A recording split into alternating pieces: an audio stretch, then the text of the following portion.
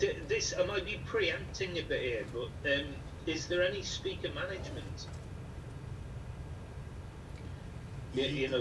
Sort of like Yes.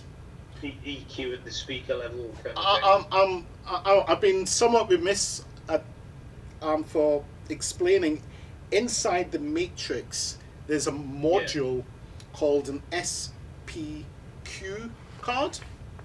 Okay. And basically that is a calibration card. Right.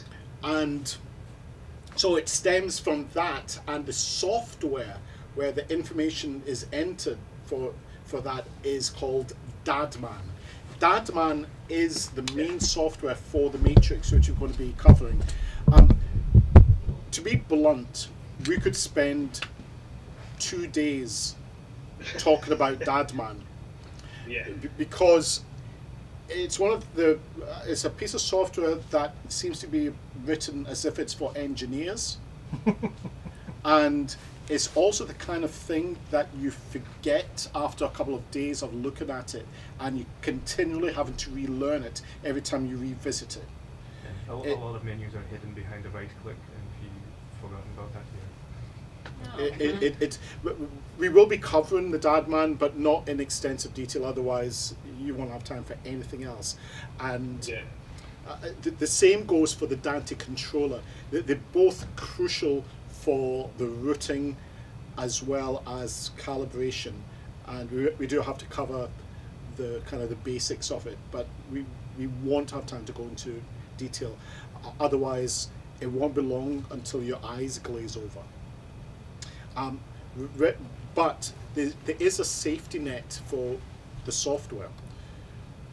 With Dante devices, the information stored on the hardware. So although you configure things through Dante controller, it's stored physically on the hardware. So it would take a student to alter the configuration and then send that configuration to the hardware. Okay. And it can be done, so you have to be very careful of how you lock that. You can lock the Dante controller with password. Did you hear that, Alex? Yeah. And I think that's going to be crucial for you. Yeah. And we will show you that. I'm writing that down. I mean, I can't imagine anyone's ever going to mess with it, but it'd be really good to be able to show students how it, what the kind of workflow is for. Well, yeah, it's a kind of X-Y axis routing The typical thing. You can lock the Dante controller with a password, but if you get a student who connects their own computer to the switch with the Dante controller installed, you'd be able to alter that. Okay.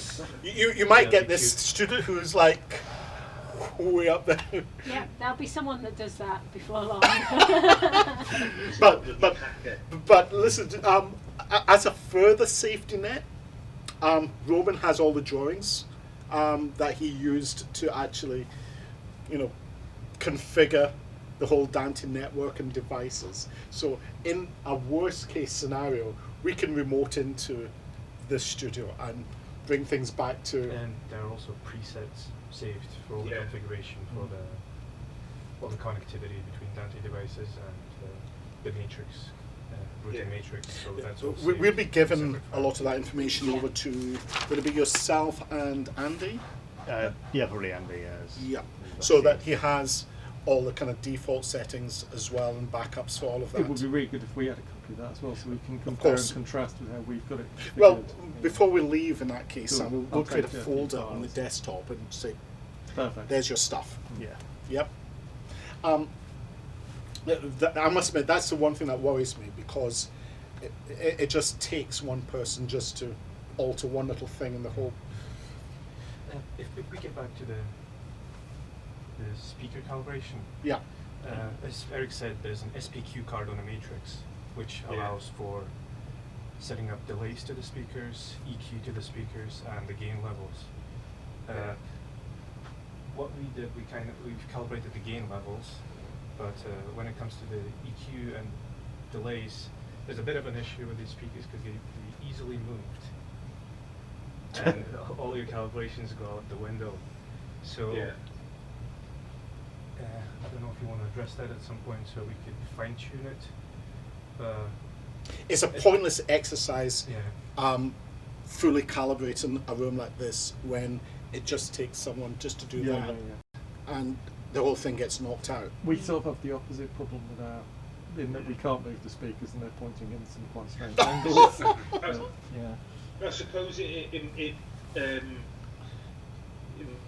might be good if we kind of could figure out, just a way to check calibration and stuff every now and again, just to address if speakers have been nudged or whatever. Usually, when it comes to calibration, it's like setting up a mic stand with a calibration mic and in the middle of the room. In the middle of the room. There's only so much you can do because with EQ, if you think any sound waves that are bigger than your head or that size, slight nudge of the head and then your calibration goes out the window, so you just want to do certain frequencies below that. You need to really concentrate more on the room itself rather than feature the rest. Is it an automatic process, or would you have to actually put all the parameters in manually? You have to put them in manually. You have to put them in manually. Okay. All right. And when you look at that, with these speakers. and when we say put the information in manually, that's within the DADMAN software. And if you just take a parameter such as EQ, how many bands can you have? 7 or Oh, you can have 16, up to 16 know bands. So how it depends on more how far you want to go. So we're just talking calibration here. But Martin, do you want to? Yeah. That's ready for now. Would you mind bringing up the drawing Right of now. the speakers? Yeah. Please, the engineering drawing. Where's them? She's in the lab. Okay, now this looks really quite complicated, but it isn't. And let me add, it is an engineering drawing. Martin? Do you want me to just run through? Yeah. So we've got up here, we've got the two Dante units. That one does channels Tascam 1 converters. 1 to 32 and 32 to 33 to 64. So we've got these amplifiers here. This one at the top is at 8 input, 8 input, 8 input, 8 input, 8 input, and that is a 2-channel, I think. So we've got 8 channels coming out of each one to the individual loudspeakers until you get down to all the surround loudspeakers are fed off those amplifiers. The screen loudspeakers are fed off this 8-channel amplifier here, so we've got screen left, screen right, screen centre, and the 2 subwoofers that are either side of the room. And then we've got one massive 1200 watt amplifier, which is a 2-channel, but it's actually ganged up, so it's 2400 watts, feeding the big subwoofer, which is in the corner behind the screen. So just a bit about what does all this mean? LSS, that means left side surround. LSS, left side surround. So you've got left side surround 1, 2, 3, 4, 5, 6, 7. Now left side surround is this row of loudspeakers. So this is the left side loudspeaker, and that's left side loudspeaker 1, 2, 3, 4, 5, 6, 7. 7 at the back. Then we've got the same with right side surround. So right side surround 1 is that loudspeaker to the at the front of the room, back to RSS 7 at the back. Then we've got left rear surround loudspeakers, which are left side surround is that one there at the back of the room. Sorry, left rear is that one at the back. Left rear surround 2 is the one right in front of you there. Then we've got right side rear 1 at that side, right side rear 2 there. Then we've got LTS. T is for top, or C. Some people say ceiling. I think I've used T for top. So this is a LTS 1, 2, 3, 4, 5, 6, 7 to the back, and then you've got the same on the right side, RTS 1, 2, 3, 4, 5, 6, 7. So that covers all those. Then, as we've said before, we've got the screen loudspeakers left, centre, right, and the 2 subwoofers, and then the big subwoofer at the back that you can't see.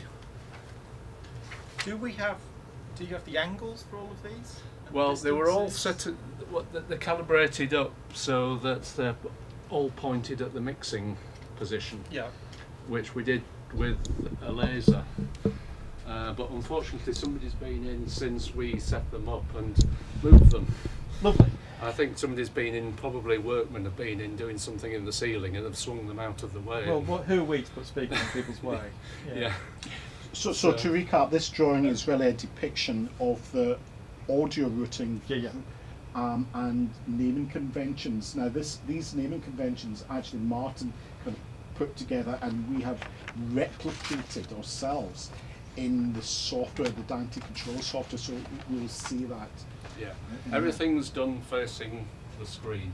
So left, right, 1 at the front, 7 at the back. Great.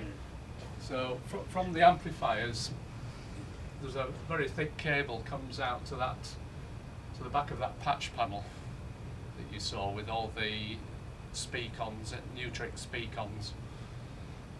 So those are all that's the connection points there for the patch panel.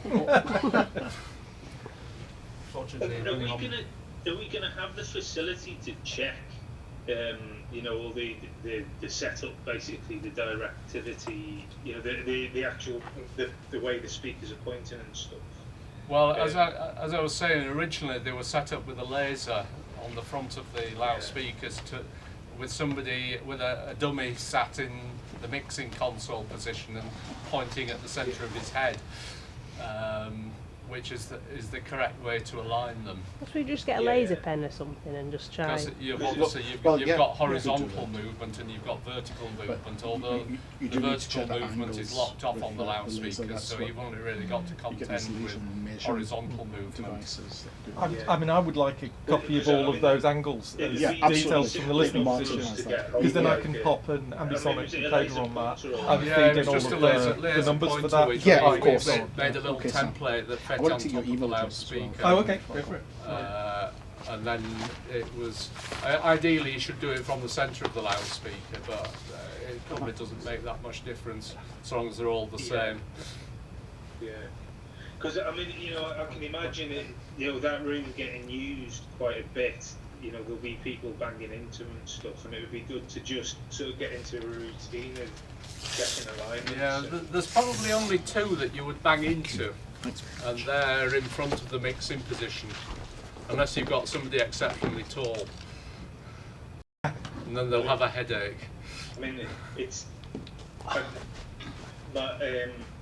probably a bit disingenuous, but I'm talking about students, Yeah, I was a student once. Yeah. We've all been there, Alex. Sorry. Oh, you little fake. Roman, you wanted to say something? No. Not just yet. No. Okay. Okay, so what you see then is over here. These are all the individual loudspeakers, and like that one there, LSS one, that goes to the patch panel in the ceiling, and then there's a cable drops down from a socket in the ceiling to the individual loudspeaker. So if you looked on the back of that loudspeaker, you should find the cable number 10421, which it actually says 421 on it, but it's the last 3 digits of the number, stick-on cable markers. So that one's right at least. So that's just showing you all the individual loudspeakers with the cable numbers, and there's not much more to say about that, because really, being passive loudspeakers, they're never going to go wrong unless you overdrive them.